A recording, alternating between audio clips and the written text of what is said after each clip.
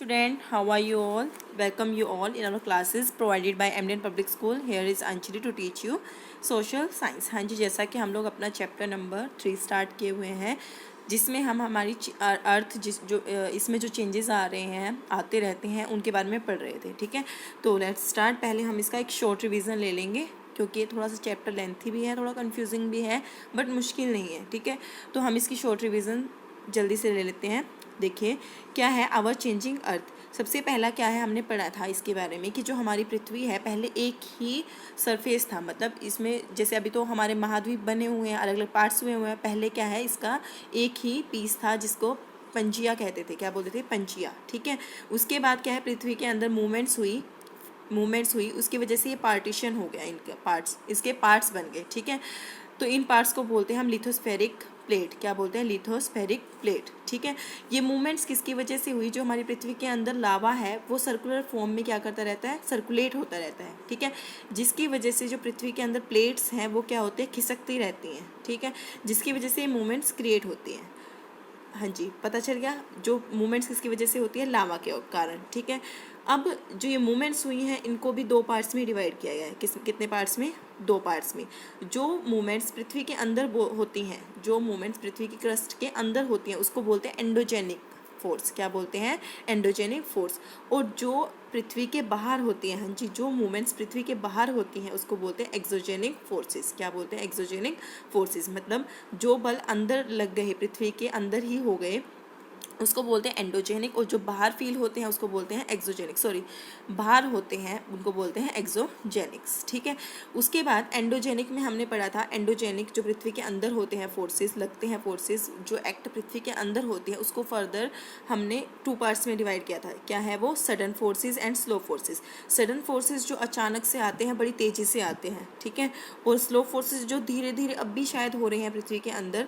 तो sudden forces होते हैं जो अचानक होते हैं और जिनका बहुत ज़्यादा प्रभाव होता है, और स्लो फोर्सेस जो धीरे धीरे होते रहते हैं. ठीक है, तो आज हमने कल सडन फोर्सेस में भी सडन फोर्सेस के इफेक्ट पढ़े थे कि अचानक से जो फोर्स लगते हैं जिसके कारण ज़्यादा डिस्ट्रक्शन होती है, उसमें कितने पार्ट्स में बांटा गया? Earthquake, volcano, landslides. ठीक है, अर्थक्वेक के बारे में हमने क्या पढ़ा था कि अर्थक्वेक क्या होता है कि पृथ्वी के अंदर कंपन आ जाती है. ठीक है, पृथ्वी के अंदर जो प्लेट्स होती हैं उसके खिसकने से जो कंपन आती है उसको क्या बोलते हैं? अर्थक्वेक. ठीक है, अर्थक्वेक जिस प्लेट के खिसकने से, जिस लिथोस्फेरिक प्लेट के खिसकने से या उसमें मूवमेंट होने से जो वेव्स उत्पन्न हुई है, जहाँ से उसका जन्म हुआ, उसको बोलते हैं हम फोर्स. क्या बोलते हैं? फोर्स. ठीक है, और जो सबसे ज़्यादा प्रभावित हुआ, उस फोर्स का सबसे ऊपर वाला हिस्सा, प्लेट के खिसकने से जो सबसे ऊपर वाला हिस्सा है, जो सबसे ज़्यादा प्रभावित हुआ है, वो एरिया सरफेस का, हमारी अर्थ क्रस्ट का सरफेस, उसको बोलते हैं हम एपिसेंटर. क्या बोलते हैं? एपिसेंटर. हाँ जी, जहाँ से उस कंपन का जन्म हुआ वो तो होती है फोर्स. क्या बोलते हैं उसको? फोकस. क्या बोलते हैं उस पॉइंट को? फोकस. और जिस सेंटर से, जिस पॉइंट से वो वेव्स बाहर की तरफ निकलती हैं, उस सरफेस को बोलते हैं हम एपिसेंटर. क्या बोलते हैं? एपिसेंटर. हाँ जी, फिर हमने पढ़ा था कि इस वेव्स को मापने के लिए जिस यंत्र को प्रयोग करते हैं उसको बोलते हैं सिस्मोग्राफ. क्या बोलते हैं? सिस्मोग्राफ. पहले तो जो कंपन हुई है, जो वेव्स हुई हैं, उसको बोलते हैं सिस्मिक वेव्स. क्या बोलते हैं? Seismic waves. और इस वेव्स को मापने के लिए जिस यंत्र का इस्तेमाल होता है उसको बोलते हैं सिस्मोग्राफ. ठीक है, हमने यही पढ़ा था. ठीक है, अब हम पढ़ेंगे, आगे पढ़ते हैं कि सिस्मिक वेव को भी आगे इन्होंने क्या है, 3 पार्ट्स में डिवाइड किया है. ठीक है, आज हम इसके बारे में पढ़ेंगे और अर्थक्वेक से हमें क्या नुकसान होते हैं उसके बारे में पढ़ेंगे, और एक केस के बारे में पढ़ेंगे जो अर्थक्वेक की वजह से हुआ था. हाँ जी, सिस्मिक वेव्स क्या होते हैं?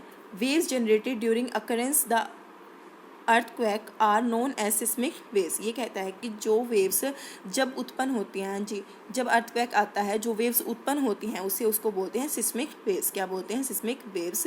There are 3 types of seismic waves. ये जो हम पढ़ रहे हैं ना, इसमें से पढ़ रहे हैं. यहाँ पर 3 टाइप के सिस्मिक वेव्स हैं. दीज आर प्राइमरी, सेकेंडरी और लॉन्ग वेव्स. क्या है? प्राइमरी, सेकेंडरी और लॉन्ग वेव्स. प्राइमरी, पहले तो मैं आपको ऐसे ही बता देती हूँ. प्राइमरी वेव्स क्या होती हैं?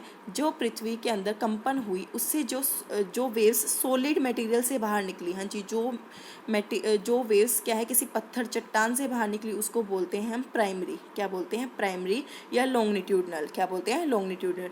जो क्या है, तरल पदार्थ यानी कि किसी लिक्विड मटेरियल से वेव्स बाहर निकली उसको बोलते हैं हम सेकेंडरी, क्या बोलते हैं सेकेंडरी, और जिसको बोलते हैं ट्रांसवर्स, क्या बोलते हैं ट्रांसवर। और जो क्या है पृथ्वी के सरफेस के ऊपर वेव्स निकली जो हमें फील हुई उसको बोलते हैं हम लॉन्ग वेव्स, क्या बोलते हैं लॉन्ग वेव्स। इसमें से पढ़ते हैं primary also cold longitudinal waves, इसको क्या भी बोलते हैं longitudinal waves. These waves travels with fastest speed through solid material, ये बहुत तेज़ी से आती हैं और सॉलिड मटेरियल में से आती हैं, ठीक है। उसके बाद है सेकेंडरी, क्या है secondary also called transverse waves, इसको क्या बोलते हैं transverse waves. These waves can't pass through liquid material, और ये किसी liquid these waves can't pass through liquid material, हाँ जी सॉरी मैंने गलती से बता दिया था कि ये क्या नाम है लिक्विड मटेरियल से आती हैं। ये लिक्विड मटेरियल को पास ही नहीं कर सकती, क्या है ये लिक्विड मटेरियल को पास नहीं कर सकती, इसलिए इसको बोलते हैं ट्रांसवर्स वेव्स, क्या बोलते हैं इसको ट्रांसवर्स वेव्स, ठीक है। उसके बाद long waves also cold surface waves, इसको क्या बोलते हैं सरफेस, क्योंकि पृथ्वी के सरफेस के ऊपर यानी कि जिस पर हम रहते हैं उस पर फील होती हैं। These waves affect only the surface of the earth, ये सिर्फ किसको अफेक्ट करती हैं पृथ्वी के सरफेस को। हाँ जी, हमने 3 टाइप की वेव्स पढ़ी, प्राइमरी, सेकेंडरी और लॉन्ग वेव्स। जो प्राइमरी होती है वो क्या है पृथ्वी के ऊपर ही फील होती पृथ्वी के अंदर सॉलिड मटेरियल से होती हैं ये फिर। उसके बाद सेकेंडरी होती हैं जो क्या है लिक्विड मटेरियल से कभी पास नहीं हो सकती। लॉन्ग वेव्स वो होती हैं जो पृथ्वी के सरफेस के ऊपर होती हैं। हाँ जी, अब अर्थक्वेक ये तो समझ आ गया कि होता क्या है। अब अर्थक्वेक एज ए हज़ार्ड यानी कि एक तरह से ये प्राकृतिक आपदा है, ठीक है। हज़ार्ड क्या होता है खतरा, कैसे। An earthquake is a sudden, यह क्या है अचानक आता है। एंड नेचुरल हज़ार्ड, और एक यह प्राकृतिक आपदा है। हज़ार्ड का मतलब क्या है आपदा, ठीक है। नेचुरली है, इसमें हमारा ह्यूमन बीइंग का कोई हाथ नहीं है। It can occur at any time of the year, ये साल में कभी भी हो सकता है। It brings sudden impact without any warning sign, ये अपना प्रभाव कभी भी दिखा सकता है, इसमें यह क्या है कोई भी साइन नहीं देता, ठीक है। ऑल दो it is a natural happening, वैसे तो क्या है ये नेचुरली होता है। And human beings can not predict it, और इसको ह्यूमन बींग प्रिडिक्ट भी नहीं कर सकते। हाँ जी, जैसे कि बारिश आ रही है, बाढ़ आ सकती है, ठीक है। उसमें फिर भी हम लोगों को अनुमान लग जाता है कि जो बारिश है बहुत तेज़ी से आ रही है और लगातार आ रही है, तो हम अनुमान लगा सकते हैं कि जो समुद्र है या नदी है उसका जो पानी का लेवल है वो बढ़ गया है, ठीक है। उसमें थोड़ा सा बहुत आइडिया हो जाता है। लेकिन जो अर्थक्वेक है उसमें बिल्कुल भी आइडिया नहीं लगता कि अब अर्थक्वेक आने वाला है, ठीक है। Yet at the same time they can minimise its adverse effect by taking the following step, लेकिन हम इसके जो खतरा है उसको कम कर सकते हैं कुछ स्टेप्स को लेकर। हाँ जी, सबसे ठीक है, अब वो स्टेप्स पढ़ते हैं। Steps to minimise the impact of an earthquake, किसी भी अर्थक्वेक के इम्पैक्ट को कम करने के लिए। हाँ जी, ये कहता है वैसे तो ये नेचुरल है, ठीक है, ये कभी भी आ सकता है, कहीं भी आ सकता है, ठीक है। इसको कोई भी हम आइडिया भी नहीं लगा सकते हैं कि अब आने वाला है एक नॉर्मल इंसान, लेकिन अब तो बहुत सारी मशीन्स वगैरह लगा रखी हैं, इंस्ट्रूमेंट बनाए हुए हैं जिसको हम अंदाज़ा लगा सकते हैं जिससे, लेकिन पहले इम्पॉसिबल था, ठीक है। लेकिन ये कहता है कि हम इसके खतरे को टाल सकते हैं, कैसे। Special type of structures and building should be developed in the high task seismic zones, ये कहता है कि एक स्पेशल टाइप की बिल्डिंग्स बनाई जानी चाहिए जहाँ पर सबसे ज़्यादा खतरा है किसका, भूकंप का। हाँ जी, कुछ ऐसे एरिया होते हैं जहाँ पर भूकंप आते रहते हैं, ठीक है, तो उन एरिया के बारे में पहले ही पता है, तो हमें वहाँ पर ऐसी बिल्डिंग बनानी चाहिए जो क्या है ईजिली भूकंप का जो वेव्स होती हैं उसको सहन कर सके। People should be advise to construct earthquake resistant building, हाँ जी, लोगों को सलाह दी जानी चाहिए, यानी गवर्नमेंट के द्वारा किसी दूसरे पर्सन के द्वारा उनको सलाह दी जानी चाहिए कि आपको भूकंप से बचाव करने वाली बिल्डिंग बनाई जानी चाहिए। हाँ जी, कुछ स्पेशल स्ट्रक्चर होते हैं, कुछ स्पेशल मटेरियल लगाकर ऐसी बिल्डिंग बनाई जानी चाहिए जिस पर भूकंप का प्रभाव सबसे कम पड़ता हो। Public awareness should be created through sanitisation and training program, हाँ जी, सैनिटाइजेशन होता है संवेदीकरण, क्या होता है संवेदीकरण, लोगों को बताया जाना चाहिए, ट्रेनिंग दी जानी चाहिए कि कैसे अगर ऐसे केस में अगर मान लो सपोज करो कि भूकंप आ जाए तो आपको कैसे रिएक्ट करना है, कैसे उसे डील करना है, कैसे आप अपने आप को बचा सकते हैं, इसे लोगों को उसके बारे में अवेयर करना चाहिए, ठीक है। ड्यूरिंग एन अर्थक्वेक, किसी भी अर्थक्वेक के समय people should take shelter under a kitchen corner table और a desk against an inside corner और वॉल, ये कहता है कि जैसे ही अर्थक्वेक आए हम अपने घरों में हो तो हमें टेबल के नीचे या फिर क्या है किचन के किसी काउंटर के नीचे अपने आप को छुपा लेना चाहिए, ठीक है। बीच में नहीं खड़े होना चाहिए, ठीक है, कॉर्नर में खड़े होना चाहिए किसी भी वॉल के। People should stay away from fire place, जो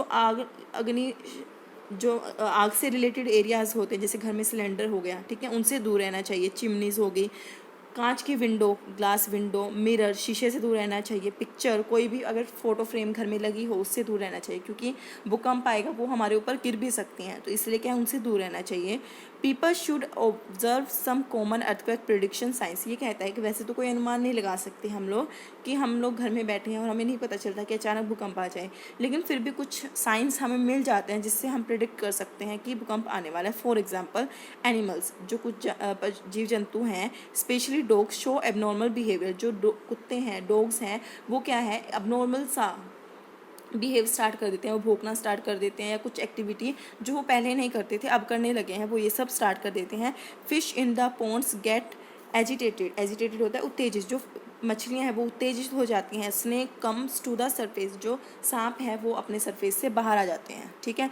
इस तरीके से आपने देखा कि ये एक नेचुरल हज़ार्ड है जिसको हम अचानक से कम नहीं कर सकते, ठीक है, लेकिन कुछ मेजर्स को लेकर, ठीक है, कुछ मेजर्स को लेकर हम इसके इम्पैक्ट को, इसके प्रभाव को कम कर सकते हैं। जैसे कि ऐसी बिल्डिंग बनाई जानी चाहिए जो कि क्या है हमें कम से कम नुकसान दे, मतलब वो उसको सहन कर सके वेव्स को, ठीक है, और लोगों को उसके बारे में बताना चाहिए, और कुछ अनुमान पहले से लगाए जा सकते हैं उनको भी देखना चाहिए, ठीक है। इस तरीके से अभी हमने इसके इम्पैक्ट के बारे में पढ़ा। अब देखिए एक भूकंप आया था, इसने एग्जाम्पल दिया है क्या हुआ, अर्थक्वेक आया, प्लेस एंड टाइम, कहाँ आया कब आया। एक major earthquake occurred in the north west India and Pakistan on 8th day of October 2005, यानी कि 8 अक्टूबर 2005 को पाकिस्तान में और इंडिया में एक भूकंप आया था। It occurs in the morning at about 9:20 AM, ये सुबह 9 बजे आया था, ठीक है। इंटेंसिटी एंड एपिसेंटर, हाँ जी, इंटेंसिटी क्या होता है, तीव्रता, मतलब कितनी तेज़ी से आया था, और एपिसेंटर क्या होता है, जो उसका अर्थ सरफेस जहाँ पर क्या है वो फील हुआ था सबसे पहले, यानी कि जहाँ पर सबसे ज़्यादा उसकी। The intensity of this earthquake recorded on the Richter scale was 7.4, जो इसकी तीव्रता मापी गई वो क्या थी, 7.4 थी। According to US geological survey it is magnitude about 7.6, और US जियोलॉजिकल के उसका मैग्नीट्यूड क्या था, 7.6। Its epicentre was near Muzaffarabad in Pakistan, इसका जो एपिसेंटर था जहाँ सबसे ज़्यादा इसकी तबाही आई वो कहाँ था, मुजफ्फराबाद पाकिस्तान के अंदर। That earthquake carried huge loss of life and property, इसमें बहुत ज़्यादा जान और मान की हानि हुई थी। एडवर्सली मतलब बुरी तरीके से अफेक्टेड, प्रभावित एरियाज, सबसे बुरी तरीके से कौन सी एरिया प्रभावित हुए, some parts of Punjab, Punjab का कुछ हिस्सा, Himachal Pradesh and huge portion of Jammu Kashmir was affected by that earthquake, यानी कि पंजाब, हिमाचल प्रदेश और जम्मू कश्मीर के बहुत सारे एरियाज़ क्या हैं इफेक्ट हुए थे। It's trimmers were also felt in the area of new Delhi, Uttaranchal, Rajasthan, Haryana, Uttar Pradesh etcetera, मतलब इनके जो इफ़ेक्ट थे वो हम दिल्ली में, उत्तरांचल, राजस्थान, हरियाणा एसेट्रा में भी फील कर सके।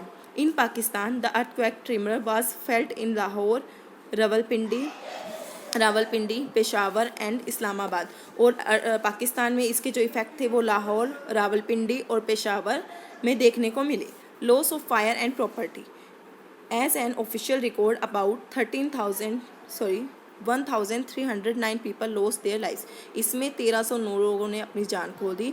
वाइल 37,607 बिल्डिंग हाउसेस कोलैप्स, और 37,607 के आसपास जो घर थे वो ढह गए। हाँ जी, आप इस पिक्चर में भी देख सकते हैं कैसे घर गिरे हुए हैं, ठीक है। रिलीफ ऑपरेशन, अब गवर्नमेंट ने कुछ रिलीफ प्रोवाइड किया, यानी कि कुछ आपने सुना भी है कि गवर्नमेंट कोई प्राकृतिक आपदा आती है तो कुछ ना कुछ डोनेशंस देती है। Our government took praiseworthy steps, हमारी गवर्नमेंट ने बहुत प्रशंसनीय स्टेप्स उठाए to rehabilitate the affected people, लोगों को उससे बचाने के लिए, यानी कि उनका जो प्रभाव पड़ा उसको कम करने के लिए कुछ स्टेप्स उठाए।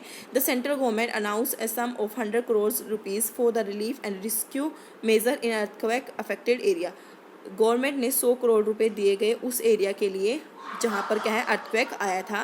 Large number of medicine, blanket, stands, woollen cloth, sugar, biscuit were sent by air for the affected people, मतलब एयरफोर्स के द्वारा, मतलब सेना के द्वारा उन लोगों को मेडिसिन, ब्लैंकेट्स, कंबल वगैरह चीज़ें, ज़रूरत का सामान उनको पहुंचाया गया। The state government also announced 1 lakh rupees for reconstruction of houses to each family affected in the earthquake. और सरकार ने हर एक जो घर गिरा था, हर एक घर के लिए क्या है 1-1 लाख रुपए दिए थे। इस तरीके से आपने देखा कि लाहौर में जो आया, मतलब पाकिस्तान से जो एपी सेंटर हुआ, वहाँ पर जो भूकंप आया वो बाउंड्रीज नहीं देखता कि मुझे सिर्फ पाकिस्तान को अफेक्ट करना है, वो उसका वाइब्रेशन, उसकी वेव्स है, कहीं भी जा सकती है। ठीक है, हमारे इंडिया में बहुत ज़्यादा नुकसान हुआ, हमारी गवर्नमेंट ने कुछ स्टेप्स लिए ताकि लोगों को सिक्योर फील हो सके। इस तरीके से हमने अर्थक्वेक के बारे में पढ़ा, उसके इफ़ेक्ट्स के बारे में पढ़ा, कैसे हम उसको कम कर सकते हैं, उसके इफ़ेक्ट्स को, ये भी पढ़ा। आज के लिए इतना ही, मिलते हैं हम अपनी नेक्स्ट क्लास में। ठीक है, तब तक के लिए स्टे सेफ, स्टे हेल्दी।